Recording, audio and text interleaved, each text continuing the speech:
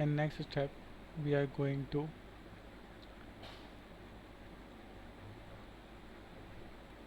set up a basic React app and set up MetaMask.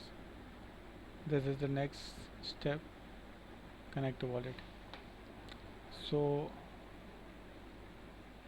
we need to clone a repository and then we have to set up a MetaMask. So first let's set up a MetaMask. Click here and go to metamask.io. Then click here to install a MetaMask for the Chrome. Once you install it, you will see this icon here, and you can see different networks here, main and test networks. So you can create different wallets and use them in your code to deploy the contract or to pay to the contract and other stuff. So now let's clone a repository